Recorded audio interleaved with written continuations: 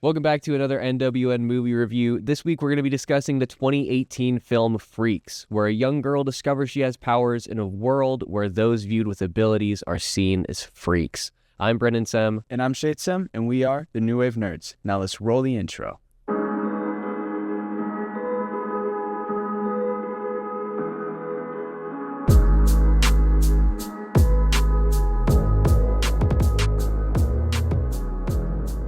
All right, so Freaks is directed by Zach Lipovsky and Adam B. Stein. It is also written by those two and stars Emile Hirsch, Bruce Dern, and Grace Park.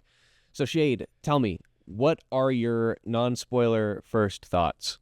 Well, it was a ride. It was a very roller coastery movie. I would say ups and downs. It was like riding an ice cream truck with no suspension. Basically, I mean, No air ride equipped. The story was very fun, and I was very intrigued. But there were times where it would be, like it could get confusing, because they would go all over the place with certain people's superpowers, and I don't know. It was just sometimes it would throw me off a little. But other than that, and some graphics and CGI. Other than that, I would say it was a fun movie to watch. Yeah, I mean, I would agree with that. I don't know if I would necessarily say it was good. It's definitely not great, but it's certainly enjoyable. You know, it's a great popcorn flick. Yes. You know, it's definitely something to just pop on and zone out and just enjoy it, right? Like, this is not necessarily the movie that's going to have you thinking. You know, this is not a movie where you're going to be like, oh, man, why did he say that? Or what's going on here? But what I will say is that I agree to a certain extent. I more or less enjoyed the story. I liked the vehicle of, like, the house that they live in. Yeah. We'll go more in depth in that later. And I don't know if it's technically, I think we could talk about it in the non-spoiler section. Yeah, but just to be fair, just to be safe, we'll save it till later on. But as a vehicle, I really enjoyed the house. The set design, I thought, was pretty interesting. You know, it felt like a place that was lived in to beyond disrepair, but lived in nonetheless. The story was such that I'm interested in seeing the sequel, because they did make a sequel, right? Oh, they did? I thought you told me they did.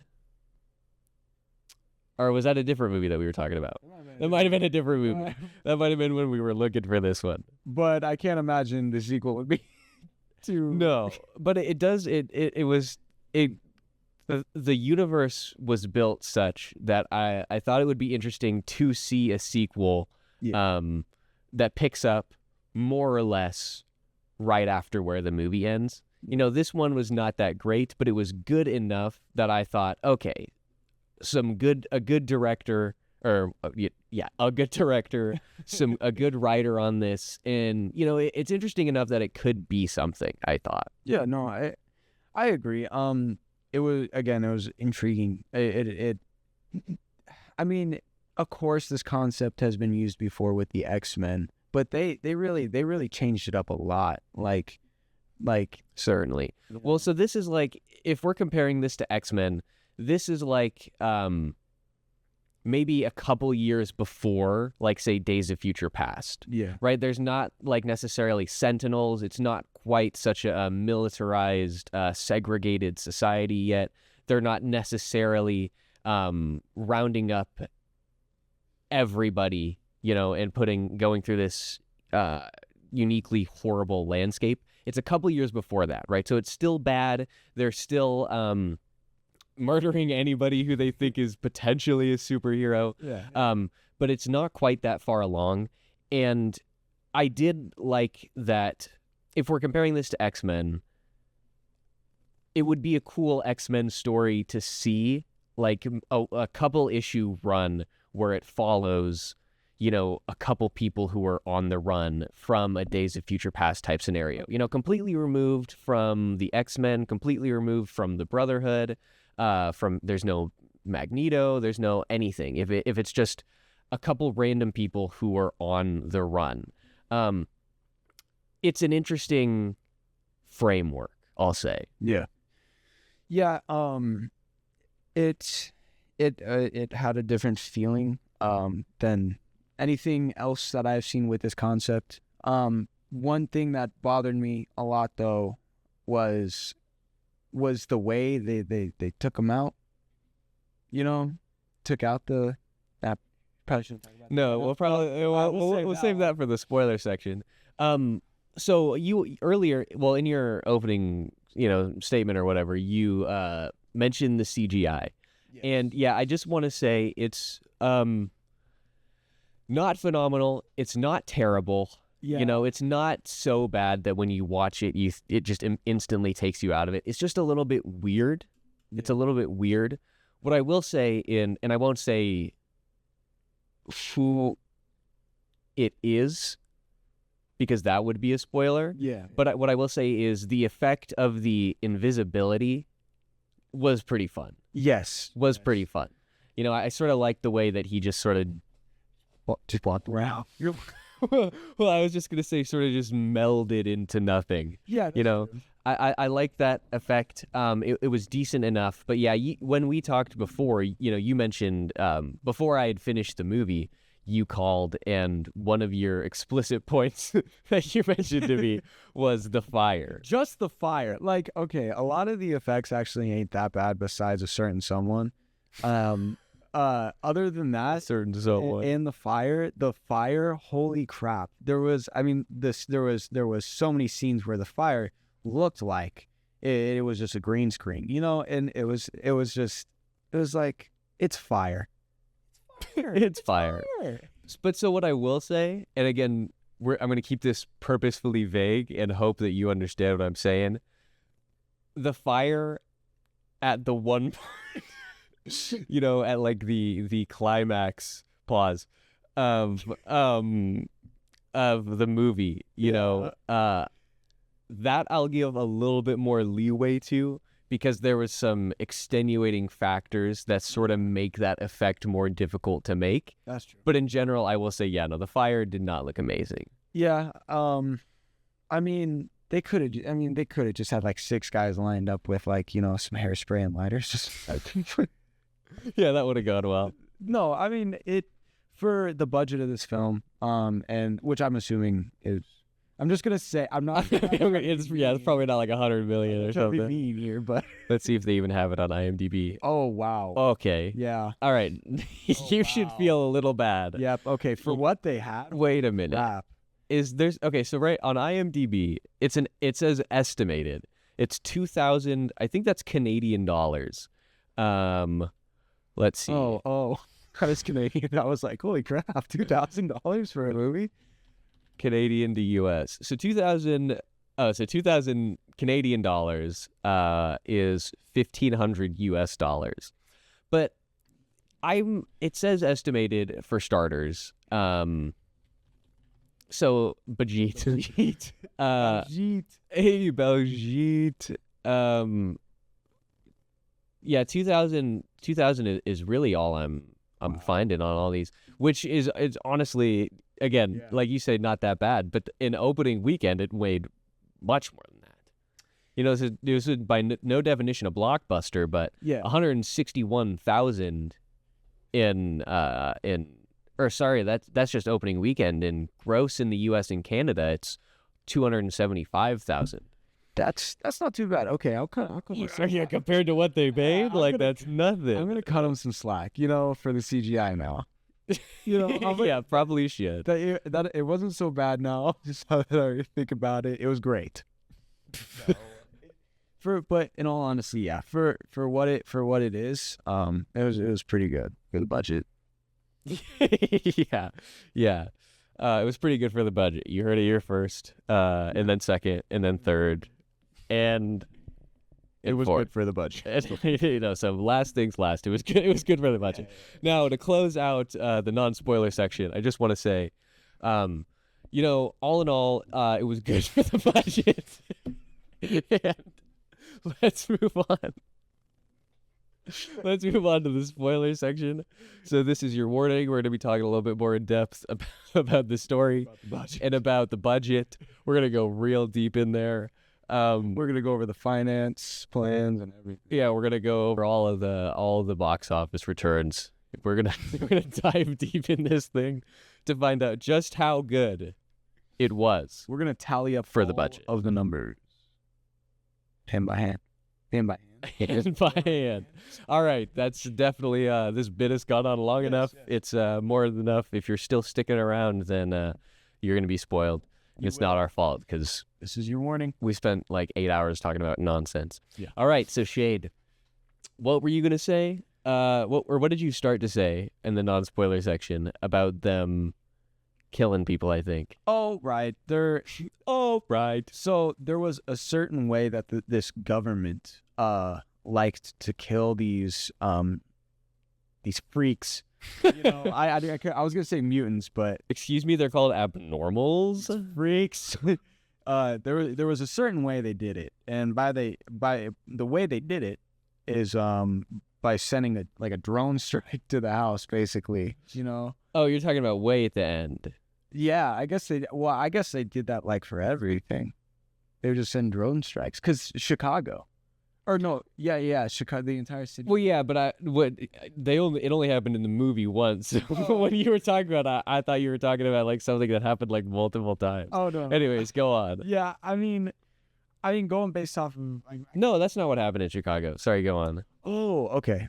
So never mind. So I guess the drone strike makes some sense because it was a very powerful young girl, you know. Well, so yeah, I guess we should probably discuss what the actual powers of the girl are. Yeah. So, her powers are like she can control the minds of people Yeah. from vast distances, it seems. She can not only control the minds, she can actually just go into the minds and appear before the person. Yeah. Like there's a couple different instances. When we first sort of get a sense that she's starting to get powers, we see her in her room late at night, and she is projecting her consciousness into the vision of another young girl who lives down the street. Yeah. And some awkward things happen there. Was crazy. Some awkward things happen there. Well, so first, so this young girl, she is living alone with her father because as she thinks her mom is dead, right? And so she longs for a mom. And so she projects her consciousness into the mind of this little girl, this other young girl, and she's like, play mommy with me. Yeah. The little girl is like, no, it's 2 a.m. Let me go to bed. And I guess we should, what's her name? The main girl's name is Chloe, and the other girl's name is Harper. So the superpowered girl is Chloe. Chloe is talking to Harper, and she's like, be my mommy. And and Chloe's just like, no. And Chloe just keeps going, be my mommy, be my mommy, be my mommy. Like she says it like 4 or 5 times, and eventually it activates her powers or whatever, and so she controls the mind of Harper, who begins to play mommy. And then Chloe's like, tell me you love me. Yeah, and then it was a really hard scene to watch. It gets real weird real fast. And then they start cutting. And I was like, oh my god. Yeah. But at the same time, like, this is a young girl who has not only she doesn't have a mom, obviously, but she has no socialization skills whatsoever because she's been locked in this house for her entire life. And so she's like never seen any other people. She's never played with anybody before. She's just figuring out she has these powers. She has no idea how to control it. I mean, this is a kid who is like messed up in the head, you know? Yeah. So it's like, what you're doing is bad, but I understand why you're doing it. Yeah. From the mindset of like a young child, it makes sense. Yeah. Yeah. It definitely was a messed up. He's kind of a bad father. I actually think he's a great father. I think he's a really good father. He makes mistakes. but he's a good father. Yeah, protecting her. Yeah, but like sometimes he went about it the wrong. Well, she tried drugging him. Never mind.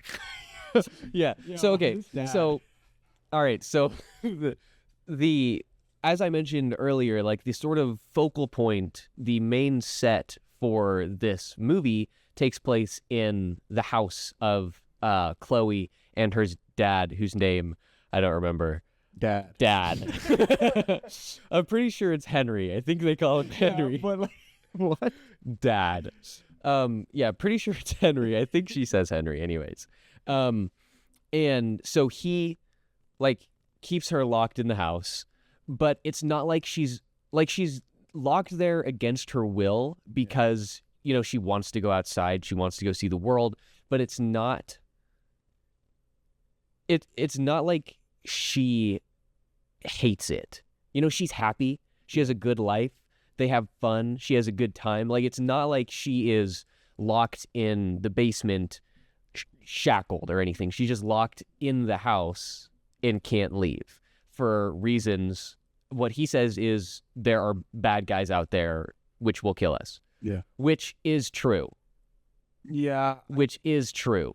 I love the first whole half of this movie and how it's like it's a mystery on what is out there. Yeah, it's like what's the world like? We don't even know anything about superpowers. We see birds are frozen in the air, but we don't know what in the world, like right at the beginning. Right, and we see a sort of like brief frame of the dad using his powers, but we don't know what it is or anything like that. Yeah, and at the beginning of the movie you can think like maybe it's like an apocalypse, maybe aliens took over, maybe it's a zombie apocalypse or something. And it's such a fun mystery until she leaves the house. Yeah, well, yeah, because in the beginning you're like, oh man, what's it like out there? Is it an apocalypse? And then she pulls the drapes back, and it's just a nice suburban neighborhood, and everything's fine. Yeah, yeah. So that I will agree that's actually one of the good things that this film does. Is it does a great job of putting you in the mindset of Chloe. Yeah. Right, because you're sitting there saying, man, it makes me wonder what the outside world is like. That's literally the reason Chloe does everything that she does is because she wants to know what the outside world is like. And so I think that is actually a strong point of the film. A very symbolic scene that I liked a lot was the ice cream, not the ice cream truck. Wait, before we introduce a new character, I want to go back to why I think the dad is a good dad. Okay. I mean, like you mentioned, he is a fierce protector of his daughter. Mm-hmm. I mean, he does literally everything. He is, as this we'll find out as the story unfolds, is slowly killing himself. Yeah, he's a good dad. To protect her. He never lies to her. Again, he doesn't tell her full truths, but he never lies to her. He always tells her the situation as he understands it. When he lashes out in anger, which is a mistake, he apologizes for it. He realizes that he was wrong. When he locks her in the cupboard, he comes back afterwards and says, I'm sorry, I shouldn't have yelled at you. I will get you ice cream. Yes, the ice cream. That's the symbolic scene I'm talking about. Yeah, but we're not going to talk about the actual truck. Oh, yeah. Because I want to talk about, when we talk about the ice cream, I want to talk about how it functions as a vehicle throughout the whole movie. Okay, yeah. But so, you know, he realizes, he makes sure she understands what she did was wrong, but then he also lets her know, hey, I know what I did was wrong. I messed up here. Please forgive me. To make this up to you, I will get you the thing that you want. Yeah. Right? And so it's like from every single scene we see of him, he is trying his hardest to be a good dad. Yeah. You know, this, like I said, this is not the case of a guy who hates his daughter. He does not lock her away because he hates her. He locks her away because he loves her. Yeah, I changed my opinion. He was a good dad. I mean, he went out and he got stabbed. I don't know if he got stabbed. He might have got shot, but he got a wound for her. He freaking got shot for sure. I mean, this guy, his back's seared up. Yeah, his back. Man. Well, and in the end, doesn't he die for her? Yeah. Like, he dies in the end. Yeah. You know what I mean? So, like, ultimately, he gives his life for this girl. Which was hard, bro. Well, either way, I mean, This movie was good. You change your answer? This movie. You change your answer? I'm thinking about it right now, and I'm just thinking about the acting between the daughter and the dad, and their acting was really good. They had good chemistry. Also, I'll wait for us to talk about him. Are you gonna talk about the grandpa? I'm gonna talk about. All right. Yeah, I agree. I liked the chemistry between the two of them. It felt like a very close father-daughter. I almost said father-son, father-daughter relationship. It felt like these are people who have gone through a lot and have only had each other, and so they've developed a bond that goes further. Right? They are close to the nth degree. So I agree. I thought that was well done. There's some acting that I didn't necessarily like but in the interplay between the two of them. But from a story standpoint, I thought the chemistry was good. Now you could. Sorry, go ahead. I was saying now you can talk about it. I know it was rocky, but I loved the relationship between the dad and the grandpa. Yeah, that was hilarious. Like he's always like, "Shut up," and they're always just fighting and stuff, and he's like, "Okay."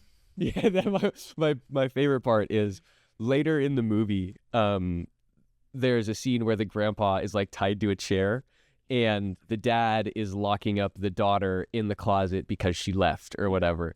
And the grandpa is yelling at the dad from the living room or whatever.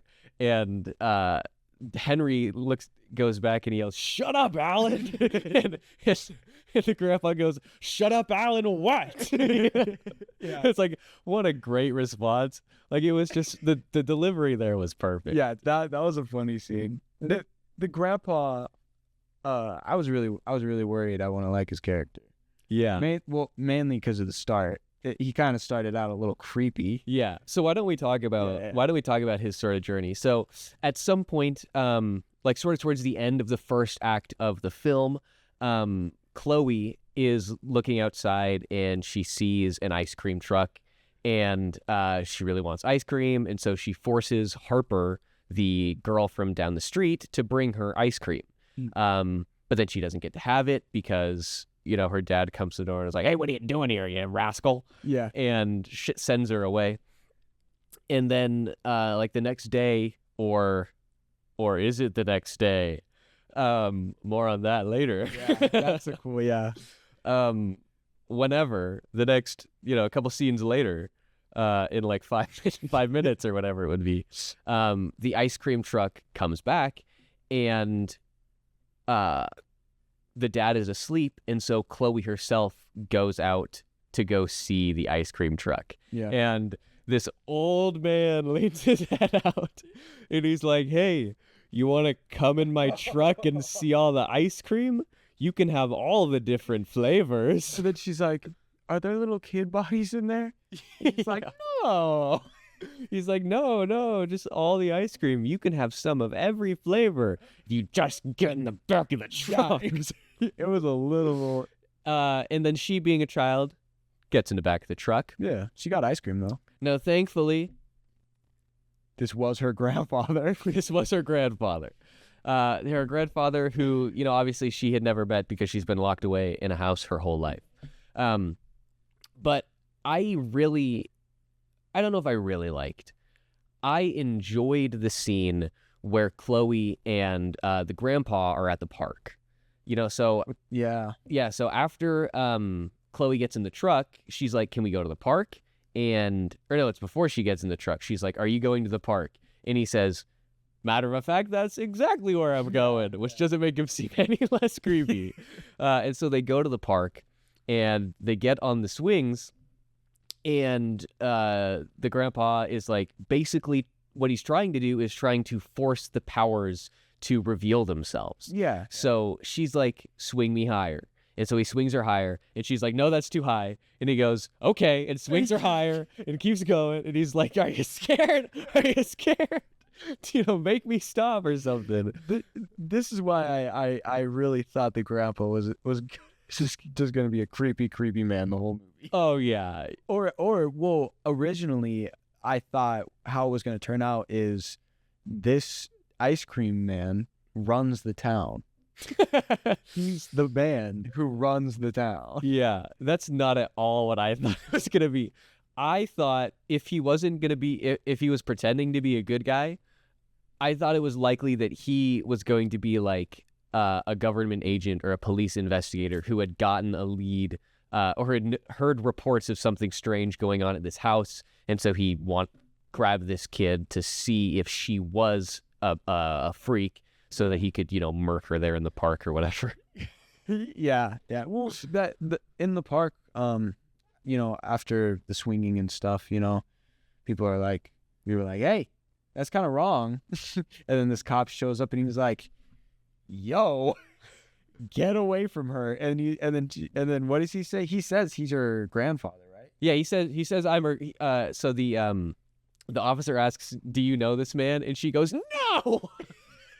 And he says, I'm her grandpa.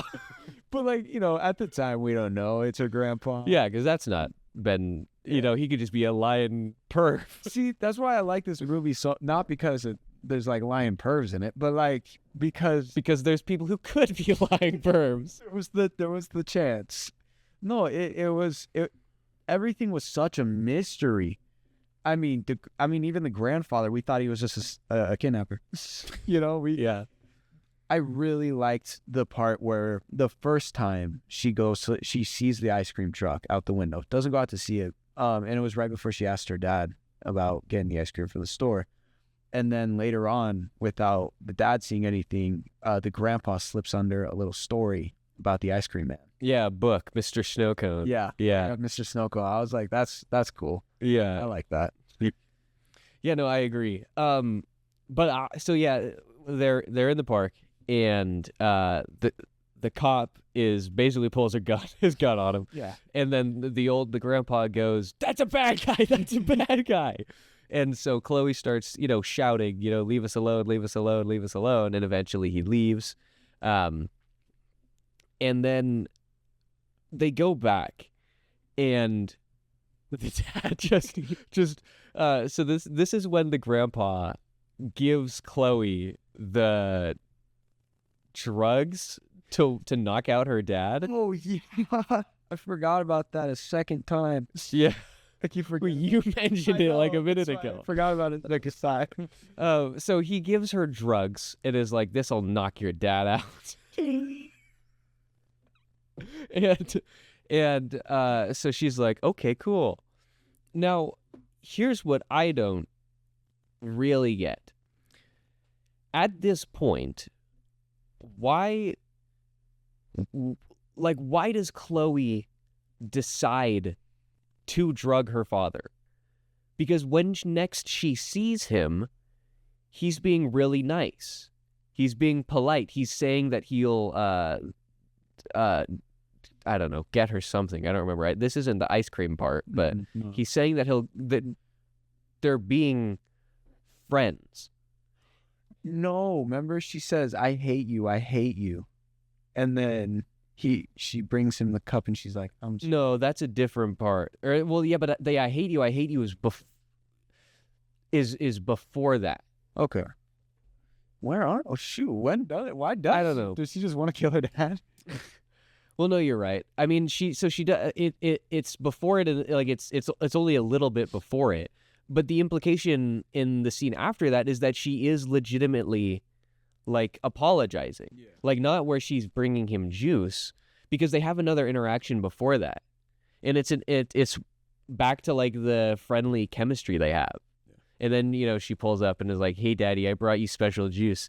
And, I don't have kids. But if I had a kid and they came up to me and were like, "I brought you special juice," I would not drink it. No. I would be like, "How's it special?" Did you get this from the toilet? Did you get this from the toilet? That's exactly what I was thinking. Did you get this from the toilet? No. I got it from the toilet. I got it from the toilet. I'm sorry. Bert. Bert's son. No, it's Tom's son. Oh, it's Tom. Yeah, it was Tom's son. He was giving it to Bert. He was giving it to Bert. But in any case, yeah, no. If any kid walks up to me and says, "I brought you special juice," I'm not drinking it. I'll do like the fake drink. When you're playing with like a baby and they've got like toy food and stuff and they give it to you and you go, "Nom, nom, nom, nom, nom." Like, that's what I would do with this glass of juice. I'd be like, delicious. It tastes so special. Well, I don't even think she put some in the drink. I think she put it on the lip, right? No, well, maybe. Or maybe it was just extract. Like extract. Did I say? Yeah, maybe it's just extract. Extract. It was extract. I mean, maybe she just put it on the rim. But I guess what I interpreted from that was that she had put it in the drink, but then she had some left over on her fingers when she grabbed the glass. I hope she didn't put the whole bag in there. Like, that was a lot you gave her. Well, she definitely didn't, because that's such a good point that he didn't give her any implication on dosage. He could have OD'd easy. He didn't. He just said, "Give this to your pops." But no, because there is more of it. Because so after he sees what's on the rim, he's like, "I'm not drinking this," and so she runs away to the door to escape, and he throws the glass on the floor. Yeah. Very dramatically, when you could have just easily set it down and ran probably quicker. But so then she's trying to unlock the door, and that's when what's left over falls out of her pocket or whatever, and he picks it up and he's like, "Where'd you get this?" Yeah, that was a hard scene. Yeah. I love that scene. Now, we didn't actually talk about it, but you mentioned it. The scene right before this where she is like, I forgot, I was going to say this when you mentioned it, and then I forgot. The scene where she is like, "I wish you were dead." Yeah. That was probably the best scene of the movie. It was hard. It was hard, but okay. So again, here is another situation where I think he is actually being a good dad, because she's screaming at the top of her lungs, and she says, "I wish you were dead." You know, as kids are wont to do to their parents every once in a while in a tantrum. And he doesn't freak out. He doesn't like strike her. He doesn't do anything. He doesn't cry. He doesn't run away. He doesn't lock her up then.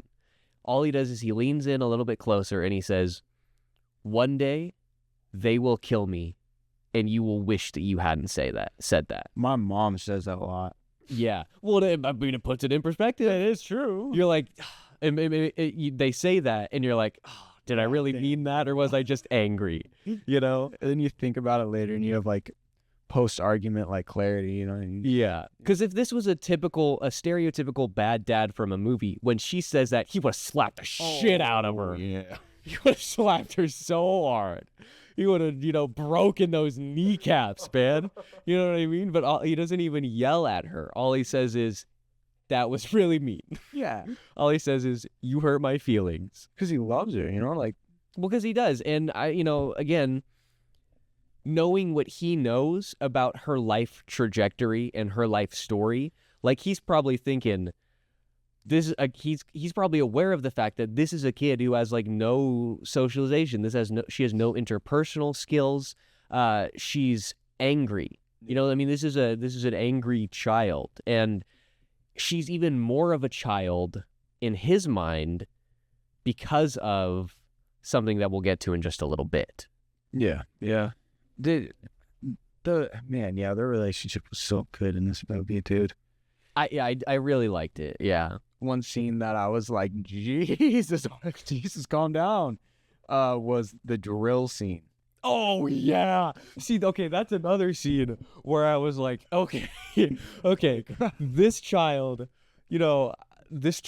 probably needs to head to the mountain, if you know what I'm saying. Super nanny caller. Yo, okay, so yeah, I'm glad you mentioned that, because this is a situation where if I was the dad, I would have just, I don't know what I could have done. But no, bro. Oh my God. Okay, so he locks her. I think this might be when the grandpa is tied up downstairs. Yeah.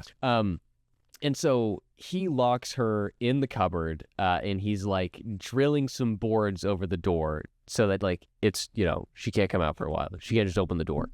And she starts to mind control him. Well, before that, she says, "If you don't let me out of here, I'm going to kill you." I should have taken that as a warning. Which is a crazy line from a 9-year-old. Yeah. Or a 7-year-old, I think she is. Yeah. What a crazy bar. "If you don't let me out, I'm gonna kill you." Which is, it's the like the level of awareness you have to say, let me out or I'm going to kill you is very different from saying, I wish they had killed you.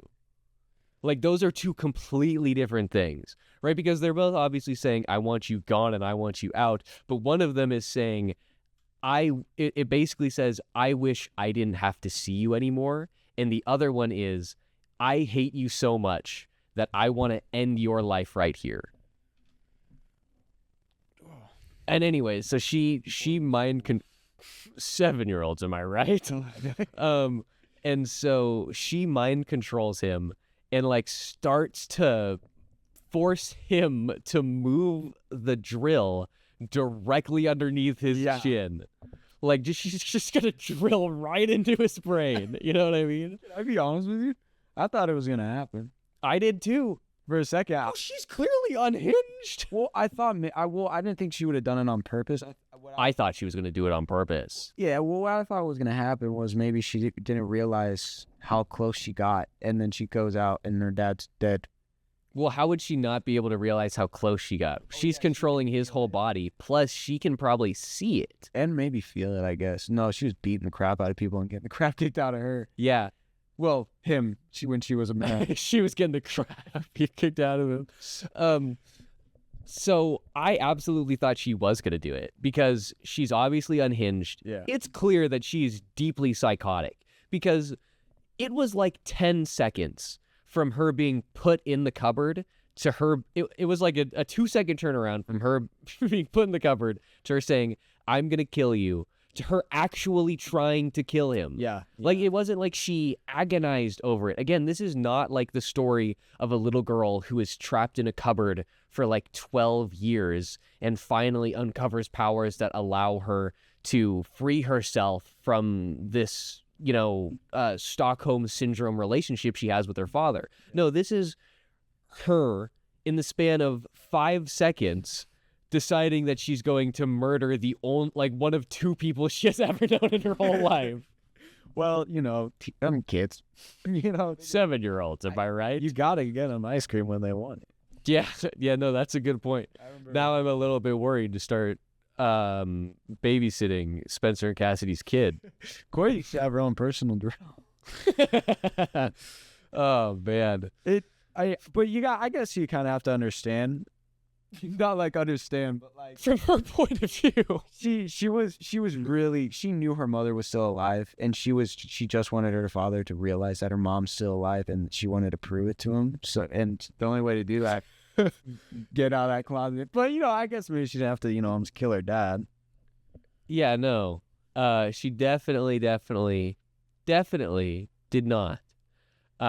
She could have tried to be like, hey, look, I know it sounds crazy, but I've got these powers, and I can clearly communicate with my mom here.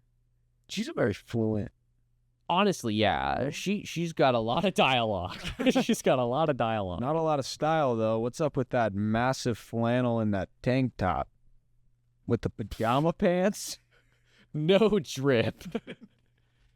Lived in this crappy home for 7 years, can't even dress nice. I mean, dear Lord, what were you, bored in a barn? Bored in a bubble? You fucking proletarians. In a time bubble? I guess that's what were you? Okay, now that you've mentioned the time bubble. I did mention it. It's probably time we should actually talk about it. It's probably time. It's probably time. It wasn't, ever. it wasn't from the first part, and it wasn't when we continued with it. And so basically what we find out through the course of this film is that Chloe was actually born like 3 months ago. Yeah. She's 7 years old, but she was born 3 months ago because her dad has the ability to create a time bubble, an area outside of time around them and around the house. So while only a couple of months has gone on outside the time bubble, outside the house, inside the house, 7 years has passed. Yeah, which is really cool. Yeah, and I liked the way that they teased it. Or I guess they don't... in retrospect is a tease, but in the scene it's not a tease, because there's a moment where she, sends her consciousness to talk to her mom or whatever, and her mom says, "It seems like it's only been months, and look at how big you are now."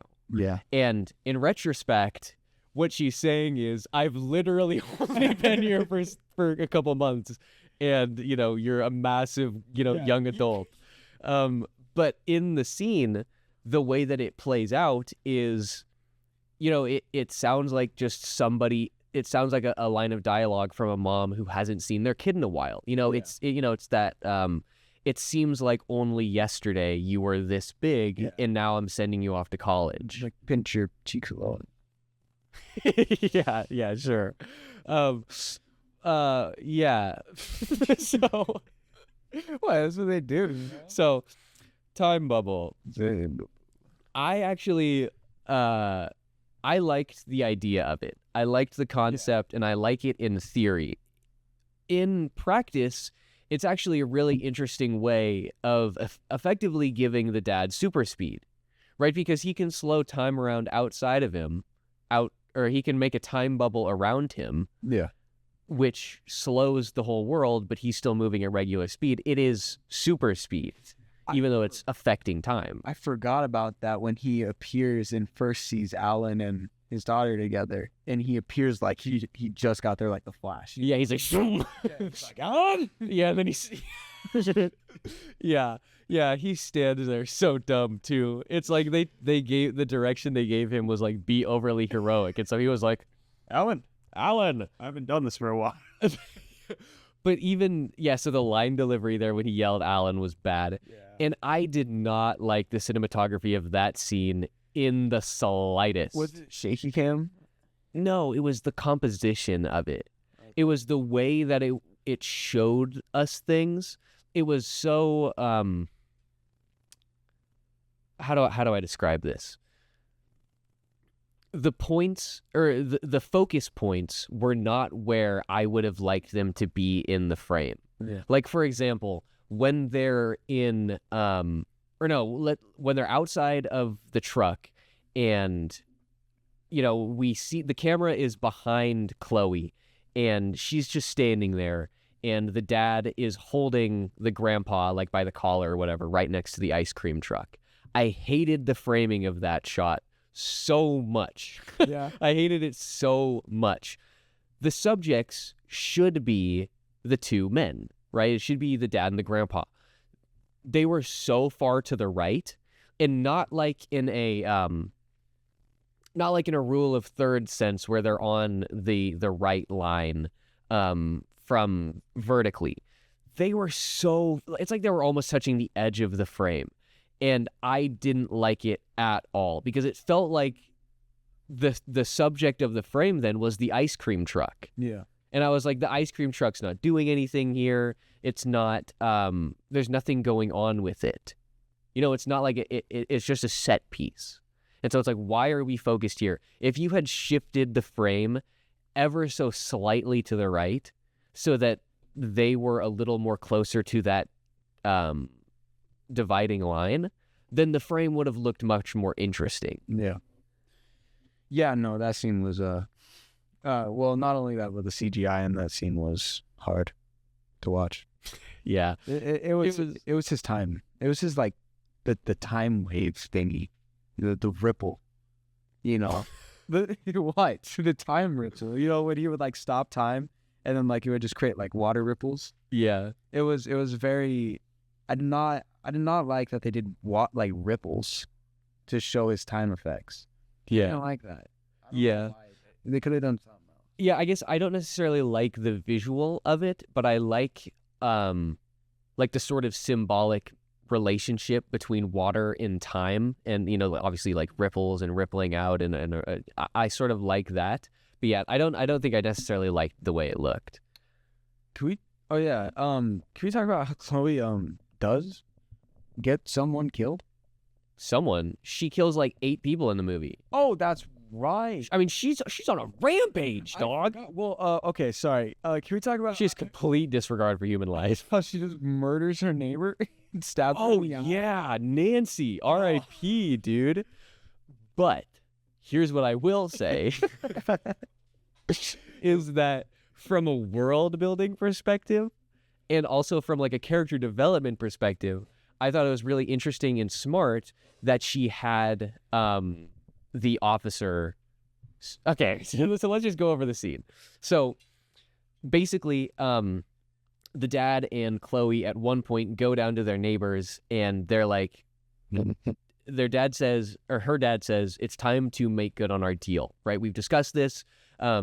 You're going to take care of my daughter and I'm going to send you like $500,000 a month or something. I don't know how much it is, but it's a massive wad of cash. The whole shebang, as Chloe says. And basically while they're there, Chloe inadvertently reveals that she is a freak, and the mom freaks out and is like, you didn't tell us she had powers, you know? Really quick, side note, the blood, how they tell if they're freaks. Yeah. That was cool. That was going to play into what I was going to say here. Oh. No, that's okay. That's okay. Just stomp on my whole point. I mean, that was literally like the reason I was going. Just wanted to talk about. That was like the fundamental axis point of why I thought. Okay. Anyways, thanks. So he'll explain it, brother. So, well, oh, that was so funny. Okay, so she reveals that she's got powers, and the mom freaks out. And long story short, she calls the ADF or something like that. Yeah. Which I don't know what that stands for. Authorities Defense defiling freaks. defiling freaks. I don't know. It's probably like the authorities defending freedom or something like that. Something dystopian and Orwellian. But so she calls them, and so they show up, and they're questioning her. And Chloe projects the conversation into the living room somehow. Yeah. And so everybody can see it. And she mind controls the officer there. After, coincidentally enough, they get enough exposition that they know how to get into the mountain. With a little bit of friendly exposition there. And she mind controls the officer, and so she takes his pen and she just stabs Nancy in the eye. It was so quick too. She was like, well, yeah. So yeah. Well, and Nancy was like, "What's going on here?" And then she just. I didn't expect it because it was just so fast. She was like, yeah, it was a little quick. She was a little quick on the draw there. She definitely, again, complete disregard for human life from the 7-year-old girl, unhinged, psychotic little monster, and so the reason that I like this, again, the reason that I wanted to discuss this, the reason why I thought it was interesting from a world building and character development perspective, is because the way that they can tell these freaks from regular people is when they use their powers, they bleed from the eye, almost like a teardrop. And when Chloe and the grandpa are earlier in the movie, they're at a diner, and at one point they go into the back room, and the cook is back there, and he's like, I didn't see anything, man. It's good. We're chilling. And the grandpa, long story short, stabs him in the eye with a pen. Yeah. And then shoves him out into the dining room hall. And then all of the officers open fire on him because they see the blood and because they think that he is an abnormal. So Chloe sees her grandpa use that diversion tactic. I didn't catch that. Yeah, so she sees that, and then she's like, oh, you know what? I'll just kill another person. Why not? But it was pretty cool. Or it wasn't cool, but like it was really just watching it play out from the window, and the cops are like, she's a freak. She's a freak. She's a freak. She's super freaky. We should watch Spaceballs. Oh, do a review of Spaceballs? That'd be a good one. They're making a sequel. A sequel or a reboot, I don't remember. But it is Mel Brooks. You know who's not going to be in it? Because certain unfortunate circumstances. Is it John Candy? No. It's John Candy. I'm pretty sure. Yeah, it's John Candy. Let's see here. This is important. John Candy. What a funny man. Yeah, really. What a funny man. What a homie. R.I.P. Wow, 94. How long did he live? 43 years. How long did he live? You could have just asked, how old was he? The way that normal people ask that question is, how old was he? You remember when How long did he make it? when your brothers and his wife were at my dad's house and grandma comes up and she doesn't know what to say, so she sits right next to her and she says, "So, Your grandparents alive? got any grandparents that are dead yet?" Or so. Oh man, yeah, grandma, what a sweetheart. But speaking of grandparents, I really liked the grandpa. Yeah, he was again a devoted father. yes. Yes. Sorry about that, bro. Yes. I mean, his only goal, He was even willing to kidnap a 7-year-old to free his daughter, you know? Well, yeah, he almost like gave her up to the government, basically, in the diner. Well, yeah, but he wasn't like he was using her as the way in. He was going to hand them over to her on the condition that he be let in, so that while he was there, he could go invisible, free her, and then free the mom. Still really risky for a grandpa. Oh, yeah. I mean, it was a bad plan from jump. I mean, it was a terrible plan. It was half-cocked. He was probably on meth when he thought of it. Okay. Like, it's... Oh, wait, sorry. Just like... I don't care. Go ahead. What happened in Detroit? What happened to Detroit? What happened to Detroit? Oh, wasn't it blown up by the mom? Oh, maybe. I thought the government just started sending strike after strike in Detroit because there were so many. You know what? I mean, I think we're both right, because I think you're right. They did. I was wrong earlier when I said they didn't send. I think they did, but they sent it because of whatever she was doing. Because the mom was very powerful, they said. Yeah, but she flew off. Yeah, but is that all she can do? Is my question. I don't think I guess I don't know if she did anything else besides fly. Because she's really only in the movie for like 3 minutes. Yeah, but for her acting, like the scenes where the daughter was just doing the mind thingy with her, that sounds gross. Sorry. No, she's a gross girl, bro. She's unhinged. Look at those socks. But like the relationship between those two, it was. Oh yeah, those were definitely bought in a pair. They were inverted. Oh yeah, blue and pink. I couldn't ever wear those. No, I couldn't either. But go ahead. See the style, and it was just a very good bonding, even though she hasn't seen her daughter in years and she's been locked up and tortured. But the second time she sees her daughter, the first time she was like, "Get her out." Yeah, she was like, "Yeah, this is a trick." This little girl, you know. And well, to be fair, the last time she'd seen her daughter, she was 3 months old. Yeah. Or young. I guess I don't know how old she would have been, because it would have been. It was 3 months that they were in the thing. Anyways, she was a baby. Yeah. So when she saw her again, I mean, that's understandable. She'd be like, "What?" Well, yeah, and also, I mean, like, in any case, my first thought wouldn't have been, "Oh, this is a trick" or something. My first thought would have been, "Oh, I finally cracked." Oh yeah, I cracked. There's a little girl here out of nowhere. Yeah, I'm a goner. Yeah. Might as well just kill me. It's over now.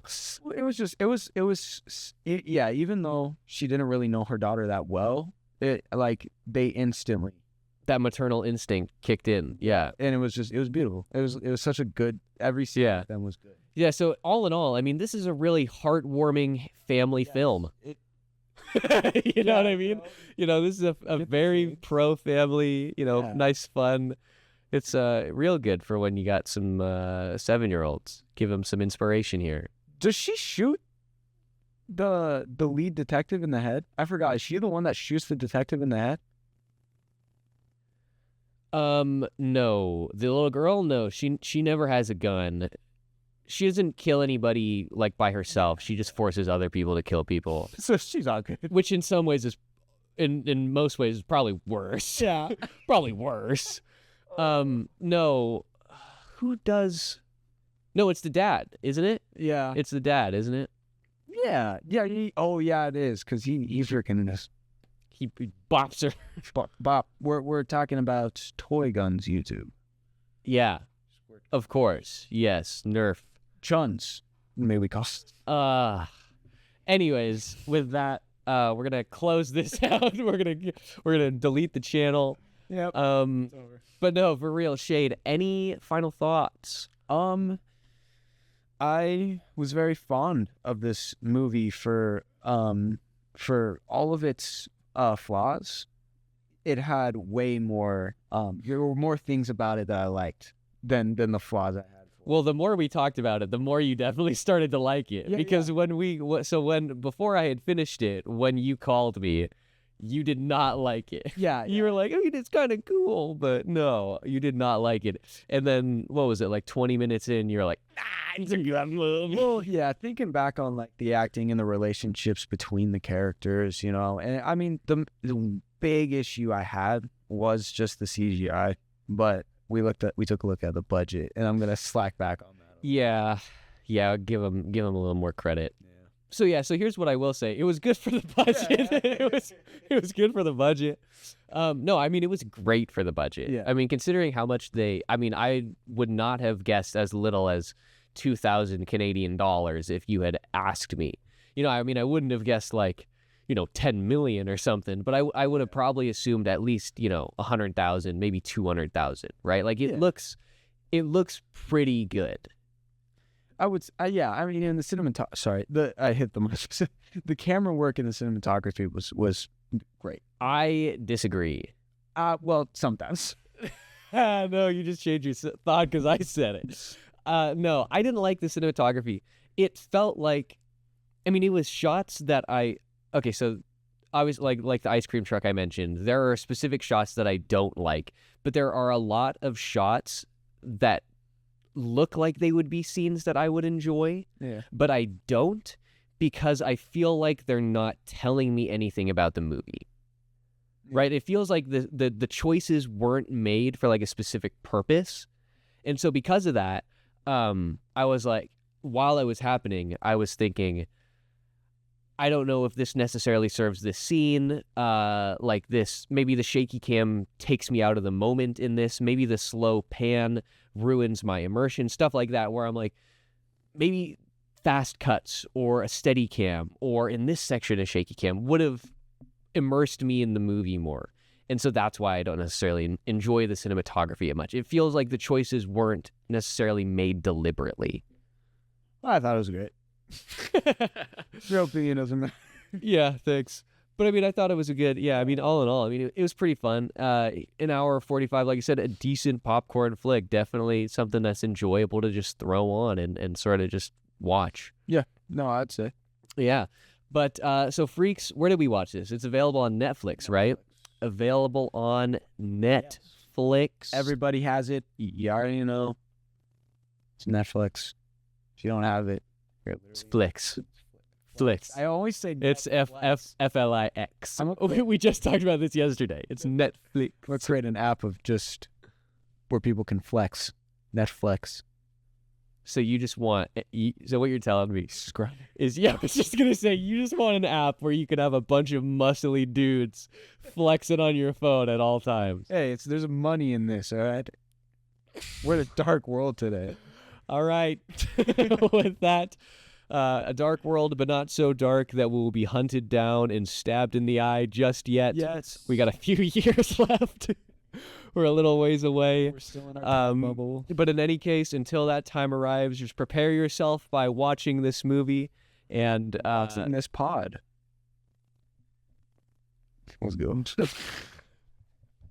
All right, I think we're going to go ahead and call it there. Available on Netflix. Go ahead and give it a watch. Definitely worth your time. Yes, and you guys can catch us next time with an even more splendid episode. Yes, we will see you guys then.